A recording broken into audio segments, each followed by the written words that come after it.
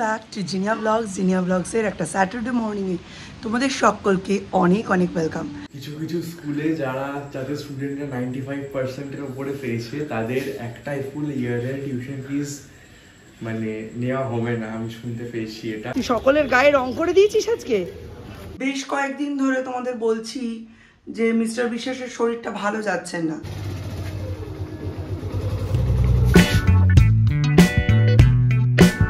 এখন বাজে প্রায় 8:30 আর এখন থেকেই ব্লগটা আরম্ভ করছি। আজকে কিন্তু সকাল থেকে স্যাটারডে মানে বুঝতেই পারছো হাই ইন্টেন্সিটি ডে, প্রচণ্ড গরমের মধ্যেও আজকে সকাল সকাল যতটা কাজ সেরে নিতে পারবো ততটাই প্রফিট। আকাশের অবস্থা কিন্তু ভালো না, বলছে নাকি সোমবার থেকে ঝাড়া 1 সপ্তাহ বৃষ্টি হবে। হোক বাবা, কালকে রাত্রিরে এত কষ্ট হয়েছে রান্না করতে কি বলবো। রান্না করে যখন ওপরে উঠেছি তখন নাইটি ফাইটিগুলো একদম ভিজে জবজব করছে। রাত্রিবেলায় ওগুলোকে একটু জলে ধুয়ে বাথরুমে মেলে দিয়েছিলাম, সকালে উঠে দেখি কড়কড়ে শুকনো হয়ে গেছে জানো। আর যেসব ভাতগুলো টেবিলের তলায় পড়েছিল মুছেছি, বাট যেটুকু পড়েছিল সব ভাতগুলো একেবারে না চিড়ের মতো গেছে। শনিবারের সকালের প্রথম কাজ ভাতের ফ্যান ডালের জল গাছের গোড়ায় দিয়ে দেওয়া। বাইরে পিসেমশাই রাজাকে ঘুম থেকে ডাকছে। কালকে নাকি রাজার এত দেরি হয়ে গেছে যে কাঁচরাপাড়ায় ট্রেন ঢুকে গেছে শুনে না খেয়েই বেরিয়ে গেছে, তাই আজকে তাড়াতাড়ি ডাকাডাকি। ওদিকে সৌম্য ঘুমোচ্ছে। আজকে সুদীপ্ত স্যারের ফিজিক্স পড়ানো নেই, উনি গেছেন পুরী। তো এই সকালবেলাটা একটু রেস্ট পেলো, 12:40 বেরোবে, 11:30 খাবে। রাজু বড় বড় বাতেলা দিচ্ছে, ভিয়েতনামের আম, এই আম যদি খারাপ হয় পরের বছর আপনাকে আর আম খাওয়াবো, এ বছর আর খাওয়াবো না। অন্বেষার কাছ থেকে ফেসিয়ালটা করিয়ে আসার পর থেকে এই মুখটা একটু পরিষ্কার লাগছে না? আমার তো বেশ বুঝতে পারছি পরিষ্কারটা, কিন্তু এই যে চুলের হতচ্ছিদ্র অবস্থা, এখন মিস্টার বিশ্বাস না বেরোনো অবধি চুল আঁচড়ানো কি, নিজের দিকে তাকানোর মুরদ নেই, মানে ক্ষমতা নেই। এটাকে যে করেই হোক এই স্ক্রিনে খানিকটা দেখতে পাচ্ছি, এইটুকুই বিলাসিতা। বছরের প্রথম ফল সবার আগে গোপালের। আমার আদর্শ ব্রেকফাস্ট। কি গো আমার ব্রেকফাস্ট? চার বিশেষ বেরিয়ে গেছেন আর এই হচ্ছে আমার সবজি। এই সবজিগুলোকে ধুয়ে টুয়ে এখন ব্যবস্থা করতে হবে। এর মধ্যেই রয়েছে আম, মানে গোপালের বাদে বাকি যা আম এর মধ্যে রয়েছে। আর এদিকে জামা কাপড়গুলো কাঁচা হয়ে গেছে, এই যে এগুলো সব ধুয়ে টুয়ে এখানেই মেলে দেবো।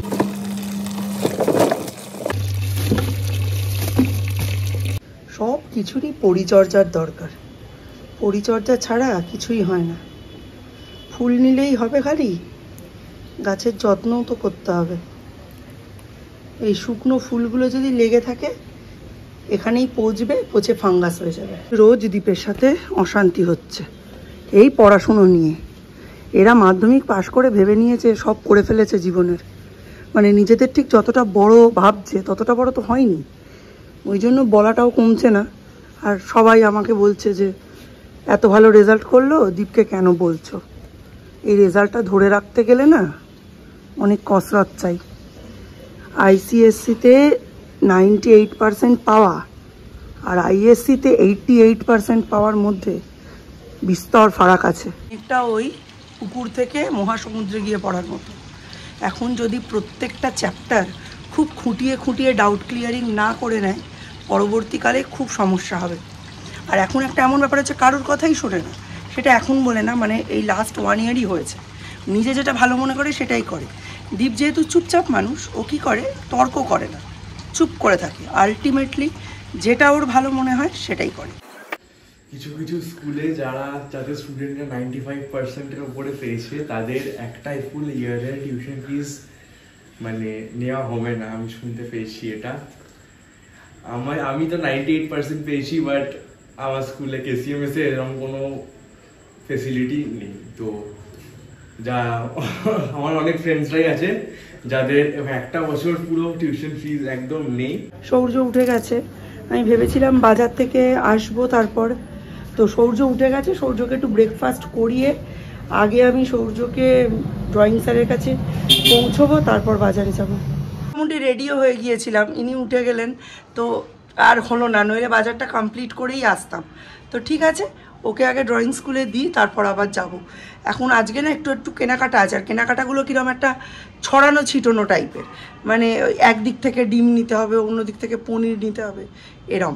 অজিতকে বললে অজিত খালি বলে পরে দেবো পনির, তারপর ভুলে যায়। চলো রেডি সেডি হয়ে বেরিয়ে পড়েছি। আনবো হাঁসের ডিম, 7টা 8টা মতো হাঁসের ডিম আনবো। আর সৌর্যর জন্য না একটা রং পেন্সিলের বক্স কিনতে হবে, মানে যেটাও খালি স্যারের কাছেই ইউজ করবে। এইটা বাড়িতে ইউজ করে করে সব ভেঙে ফেলেছে। এইটা নিতে হবে, একটা খাতা নেবো ড্রয়িংয়ের। আর এদিকে যদি আমি পাই তাহলে সৌম্যর জন্য একটা বামচামসের বারমুডা নেব। বেচারির বারমুডা একটাও নেই, সব নষ্ট হয়ে গেছে, রং টংগুলো জ্বলে গেছে। আজকে আম দেখে সৌর্য কি খুশি, আম দিয়ে চিড়ে দিয়ে মিস্টার বিশেষের মতো মেখে চিনি টিনি দিয়ে খাইয়ে দিলাম, খুব খুশি। এরপর আমি বললাম যে আমি ফিরে তারপর তোকে স্যারের কাছে নিয়ে যাব। আর সৌম্য পড়াশুনো করছে। সৌম্য আমায় বললো, মা আমার পেটে একটু সমস্যা হচ্ছে, তা আমি কাঁচকলা আলুর তরকারিটা কেটে নিয়েছি, ওইটা করবো রাতের দিকে, ওটা ওষুধের মতো একটু খেলে ধরে যাবে। আর মিস্টার বিশ্বাসেরও ওটা খাওয়া দরকার। হাঁসের ডিম দিও 8টা। আচ্ছা, ছোটোটা ছোটোটা, হ্যাঁ।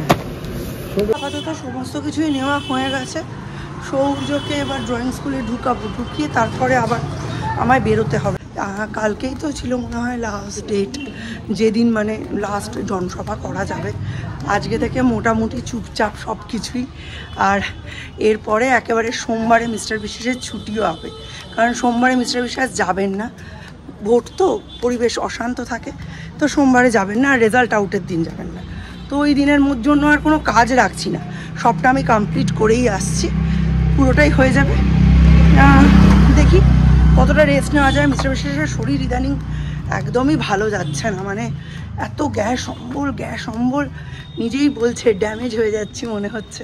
অ্যাকচুয়ালি আমরা এতটা শরীরচর্চার মধ্যে থাকতাম তো, আমাদের অল্প কিছু হলেই আমাদের মনে হয় বিশাল কিছু হয়ে গেছে, এটাই হচ্ছে আসল ব্যাপার। আর এখন কাজের চাপে না কন্টিনিউ হচ্ছে না, কিন্তু টাকাটা তো দেখো প্রত্যেক মান্থেই দিচ্ছি, কিন্তু যাওয়া হচ্ছে না, এই আর কি। এখন রেডি হয়ে বেরিয়ে গেছে, যাচ্ছে ড্রয়িং স্কুলে। আজকে নতুন কি নিয়ে যাচ্ছ? রং পেন্সিলের বাক্স নতুন নিয়ে যাচ্ছ, ঠিক আছে? আচ্ছা, আর নতুন খাতাটা কিন্তু আমি আমার বাড়িতে রেখে দিলাম, ঠিক আছে? ওটাতে দাগ কাটবে না, ওটাতে স্যার পরের দিন করাবে, ঠিক আছে? ওই দেখো তোমার একটা বন্ধু আসছে দূর থেকে, ঠিক আছে? যাও যাও, আগে ঢোকো।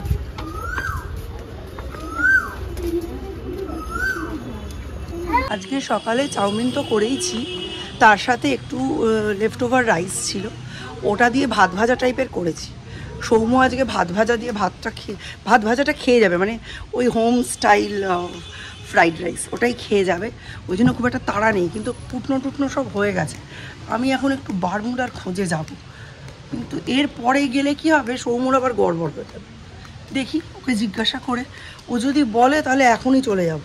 এখন গেলে রোদটাও কম, আর ও যাওয়ার আগে আমি ফিরেও আসতে পারবো। এই যে সেই হোম স্টাইল ভাত ভাজা, দেখি এখন দিয়ে দিই। আর যদি বলে আমি নিয়ে খেয়ে নেবো, তাহলে তো ল্যাটা চুকেই গেল। খেলেও হবে, তুই তো 11:30টায় খাবি, এই ভাত ভাজাটা 11:30টার সময় খেয়ে নিস।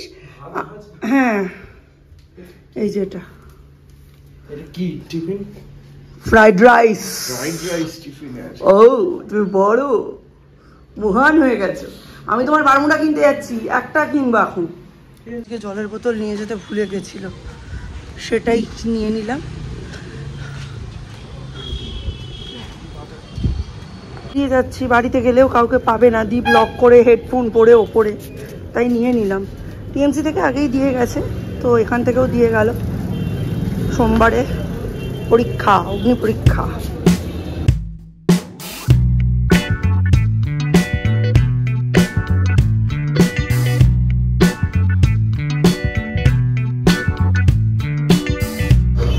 দত্ত হোসিয়ারি যাই জিনিসটা কিনে আনি, এটা সুপার মার্কেট আমাদের এখানে। আমি মোটামুটি সৌর্যের জিনিসগুলো এই দত্ত হোসিয়ারি থেকেই নিই। সৌর্য বলছি, সৌম্যর বারমুডাগুলো এখান থেকে ছাড়া বাকি অন্য কোনো জায়গা থেকে নিলে না খুব খারাপ বেরোয়, পচা বেরোয়। এগুলো কত করে পিস?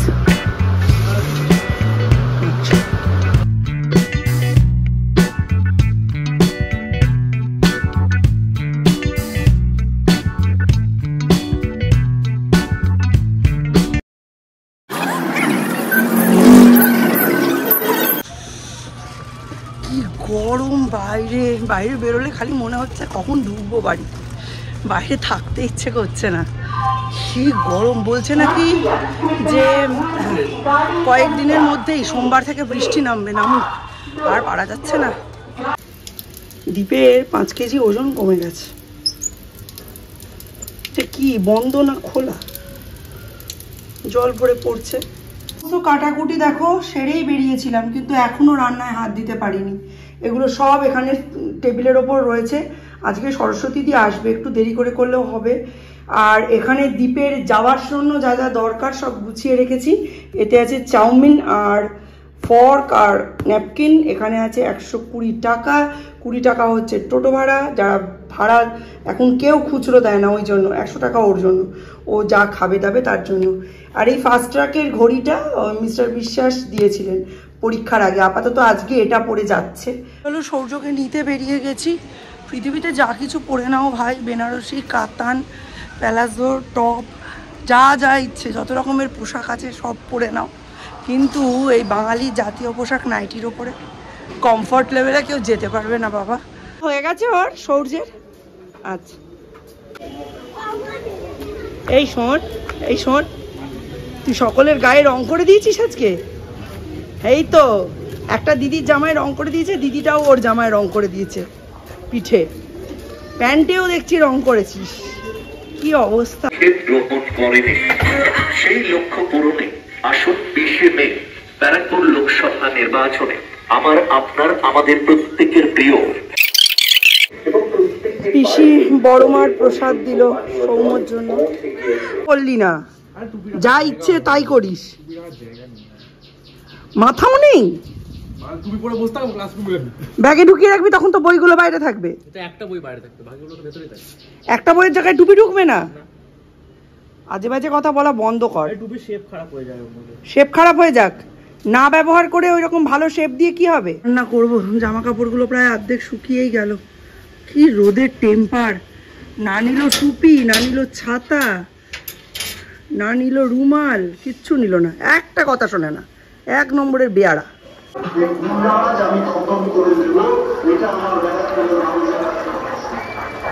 সরস্বতী দি ওপরটা মুছে চলে যাওয়ার পর আমি এবার রান্নাঘরে ঢুকেছি। এই যে সব কিছু গুছিয়ে নিয়েছি, এখানে বাটনাটাও করে নিয়েছি, এই যে, আর উনুনে কড়াই বসিয়ে দিয়েছি। এইবার রান্নাটা ঝটপট আমায় কমপ্লিট করতেই হবে, কারণ একটু পরেই আবার সৌর্য চলে আসবে, তখন আবার ওকে কোম্পানি দিতে হবে। তো সবার আগে বেগুনটা ভেজে নিয়ে এখানে আমি কলমি শাকটা করে নেবো, রসুন, কালো জিরে, শুকনো লঙ্কা ফোড়ন দিয়ে। আজকে আমাদের পাড়ায় 4টের সময় পার্থ ভৌমিকের সমর্থনে রিমঝিম মুখার্জি আর ভরত কল আসবে, কি জানি দেখতে পাবো কিনা। কি হয়েছে? দিদি ঠাট্টা মেরেছে দাদা ছুড়েছে, হাতে ফোনটা পড়ে নিতে পড়েছে, আর তার দিদি কেন বলে যেতে এসে পড়েছে। ও মা, তুমি পড়ে গেছো? আর ফোনও পড়ে গেছে? ফোনটা ফেটে গেছে? না, ভালোই আছে। আচ্ছা আমি বলি একটা কথা, দিদি তো ফ্রেন্ডদের যখন মারপিট হয় দুটো ফ্রেন্ডের মধ্যে, তখন বড়দের বলতে নেই, বড়দের বললে তখন বড়তে মারপিট হয়, তখন যুদ্ধ লেগে যায়। রান্না বান্না কমপ্লিট, এই জাস্ট এনে রাখলাম।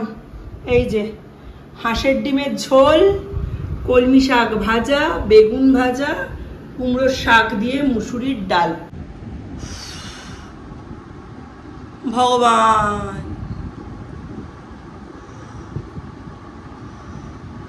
সাংঘাতিক গরম। এই বাবা আসলে সঙ্গে সঙ্গে নিচে চলে যাবি, ডিস্টার্ব করবি না, বাবা একটু শোবে, ঠিক আছে? মাঝে মাঝে কি যে হয় হিসেবের বাইরে।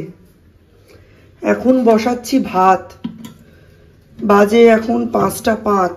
বেশ কয়েকদিন ধরে তোমাদের বলছি যে মিস্টার বিশ্বাসের শরীরটা ভালো যাচ্ছে না। অ্যাকচুয়ালি ডায়াবেটিক তো উনি, ওনার অনেক রকম প্রবলেমস হচ্ছে রিসেন্টলি, সেটা মেডিকেল ইস্যুতেও হতে পারে, মানে যে মেডিসিনগুলো উনি নিচ্ছেন হয়তো প্রপারলি ওনাকে স্যুট করছে না, তো সেটার জন্য ডাক্তার দেখাতে হবে। তো আমি অনেকদিন ধরেই বলছি তুমি একটু তাড়াতাড়ি ডাক্তারটা দেখাও, কারণ প্রচণ্ড গ্যাস অম্বল হচ্ছে, যে কারণে ওই ডাস্টটা উনি মানে খাচ্ছেন। তো ওটাতে কাজ হচ্ছে, কিন্তু ওটা কোনো সলিউশন নয়। এক্ষুনি ফোন করেছিলেন, বলছেন আমার মনে হয় সুগার বা প্রেশার কিছু একটা ফল করে গেছে, আমার শরীর ভীষণ কাঁপছে, হাত অস্থির অস্থির করছে। তো আমি বললাম তুমি মানে উচিত যেটা ছিল সেটা তো আর আমি তখন ফোনে এত বলতে পারিনি, উচিত ছিল ওই সময় ইমিডিয়েটলি কোনো অ্যাপেলো সেন্টারে গিয়ে প্রেশার সুগার দুটোই ইমিডিয়েট চেক করা, যে কোনটা আপ অ্যান্ড ডাউন কিসের জন্য হচ্ছে। তো সেটা তো উনি করাননি, মানে এটা ওনাকে আজকে আমি বলে দিতে হবে। হ্যাঁ, না বলে দিলে এইসব জিনিসের তো প্রায়ের এক্সপিরিয়েন্স নেই ওনার, উনি পারেন না। আমার এক্সপিরিয়েন্স আছে, কারণ আমার বাবার ক্ষেত্রে, মায়ের ক্ষেত্রে আমি এই জিনিস বহুবার দেখেছি। তো আমি বললাম তুমি একটু লজেন্স টাইপের কিছু খাও, চিনির লজেন্স, মিষ্টি। তো ওটাই খেলো, খেয়ে ও শিউরি ধরে চলে আসছে। ও চলে আসবে ওই জন্য আমি জিজ্ঞেস করে নিয়ে ভাত বসালাম। ভাতটা রেডি হয়ে গেলে ও খেয়ে দিয়ে 1 ঘন্টা ঘুমিয়ে নিক, শরীরটা ঠিক হলে তারপরে এই ব্যাপারে কথা হবে। ডাক্তারের কাছে হয়তো ইমিডিয়েটলি যেতে হতে পারে, দেখা যাক, আসুক, ওর কাছ থেকে জেনে নিয়ে জানাচ্ছি।